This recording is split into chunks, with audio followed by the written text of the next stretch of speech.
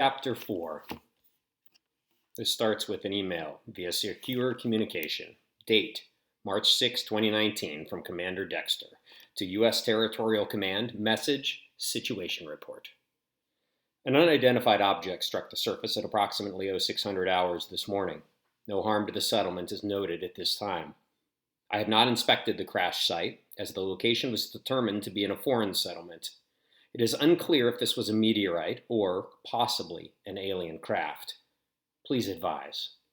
Cy Dexter, Commander, Expeditionary and Settlement Team, U.S. Territory, Mars. Chapter 4, Secrets and Gifts. The tinkling sound of music bounced around our bedroom a few days later. Albie was working on a new song. He loved making music on his digiboard. This song was bright and warm, like the golden light of the fake illuminated window on our wall. The window looked like the sun beaming down on a pink Mars, a pretty illusion since we had no windows underground. "What do you think?" he asked me when he finished. "It's good," I said. "It's for Meme's birthday." He looked unsure. Do you think she's going to like it?" "Well, she'll love it," I said. "Memes would like anything we gave her. After all, she told me the painted rocks I'd given her for the last 2 years were lovely." I didn't know what I was going to do for her this year. It was a few months away, so I had some time to come up with something. But it was hard because I didn't have a talent like everyone else. Flossie could sew, and Albie made music. Trey could make just about anything with a 3D modeler, and Vera, for all her snarkiness, could draw soulful kittens and sweet butterflies. But me? I wasn't good at anything. I'd probably end up painting another rock. The lights in the room flickered and abruptly changed from day to night. The window was now black with fake winking stars. The hallway outside our door was the cool blue of night. "Light timer must be broken again," Albie said. The timer that controlled the lights in our wing had been on the fritz lately. I followed Albie into the corridor where our wing's junction box was. He opened the panel and poked around. "The control button keeps falling off. Can you get some duct tape from Cy?" "Sure," I said, and walked down the hall. As I passed the older kid's room, I heard Trey and Vera talking excitedly through the door. I paused to listen, catching random words. Rover, chores, lunch. I didn't know what it all meant, but I was jealous anyway, because I used to be Trey's person. We were famous, Trey and I. The story went that when he saw me, he immediately claimed me as his Bell. Trey would climb into my crib and entertain me with toys and books and even nap with me. We were inseparable. I was a late talker, which worried everyone until Memes realized that Trey was my voice. Whenever I wanted something, he just got it for me. I didn't need to speak because I had Trey. Eventually, Memes had to tell Trey to stop doing that. When I got to Cy's workshop, he was bent over the 3D modeler. "I love the smell in here, hot plastic and sharp metal and oil." "What are you doing?" I asked him. He leaned back and rubbed his neck. "Well, I'm trying to make a new part for the primary motor in the algae farm, but I'm not having much success." I looked around the room. The walls were lined with floor-to-ceiling plastic shelving crammed with all sorts of things. Jars of screws and nails, boxes of tools, old engine parts and electrical cords, glow sticks and glue and all kinds of springy bits. Everything was neat as a pin and organized. Back on Earth, Cy had been in charge of logistics for McMurdo Station in Antarctica. He knew the importance of every piece of material in our settlement. "So what can I do for you?" Cy asked me. "I need duct tape. The light timer in our wing is broken again," I said. Cy sighed and pointed to the shelf. "Over there." I picked up a roll. "Be sure to bring the rest of it back," he added.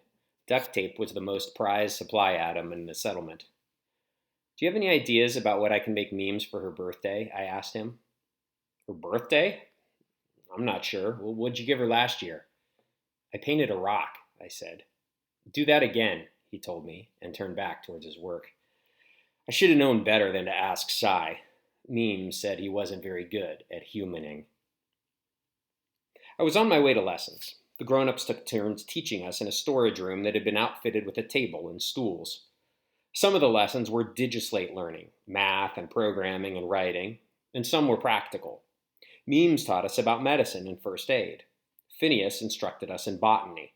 Darby taught us how to unclog a toilet. He said it was the most important life skill anyone could have. True. As I walked past the open door of Meme's room, I heard her call, "Belle, can you come help me, please?" "Sure," I said. "What do you need?" "I can't open this," she said, handing me a plastic medicine bottle. Memes had arthritis, and it was always worse in the morning. I've told Command not to send us any more child-proof bottles, but they don't listen. I clicked it open and then handed it to her. "Thank you, kitten," she said, shaking out some pills. She called me that because when I was a toddler, I used to follow the cats around. One time, she found me curled up with them under a bed, fast asleep. Mementos from Earth were scattered around her room. A feather from a real bird. Something called a pine cone, which she said came from a tree. Glass marbles. And then there were the framed digipics. She had dozens of them arranged on a table. Most were of her in a place with snow. Memes had worked in a remote part of Alaska, and when Cy recruited her to come to Mars, she said yes right away. She was already used to cold and isolation. In one of the digipics, Memes was younger and was wearing a flight suit, her hair long and tied back in a ponytail. "Why'd you cut your hair, Memes?" She laughed and touched her wispy short hair. "Because you don't have time to worry about your hairdo when you're trying to survive on a new planet. Also, we had a terrible lice infestation." "What's lice?" "Lice are little bugs that live in your hair and make you itch," she said, and put her hand to her head as if remembering. "They were stowaways on the ship." Another digipic caught my eye. It was of Memes when she was little. She was sitting on an earth animal next to an older man with a funny mustache. "What's this digipic about?" I asked her. "That's my 7th birthday party. That's my father." "But why was there an animal at the party?" "Well, it was sort of a tradition for children to ride a pony at their birthday party, like balloons and cake." "So you had a pony and balloons and cake?" She smiled. "Carrot cake, my favorite. My mother made it for me every year." And that's when I knew what I could give Memes for her birthday. I might not have been able to make a song or a drawing, but I could give her something even better. A sweet memory. I asked Phineas if he would help me grow some carrots. "Why carrots?" he asked. "I want to make Memes a carrot cake for her birthday. It's her favorite kind of cake. Her mom used to make it for her." Phineas's eyes softened. "You have such a big heart, dear boy. Well, it takes about 2 months to grow carrots hydroponically, so we should put them in today. Come by after lessons and we'll do it together." "Thanks," I told him. "And don't tell Memes about the cake. I want it to be a surprise." "I won't," he promised. After lunch, I sat in my room and searched for carrot cake recipes on my digislate. Vera pushed her head in the door. "Psst, Belle," she said. "Come over to our room." "Why?" "It's a secret." "A secret? Nobody could keep a secret on Mars." "Well, I'm kind of busy," I told her. "Come on," she said, and grabbed my arm, tugging me across the hall. I was pretty sure that she was the bossiest person on Mars. As I was pulled into the room, I looked around.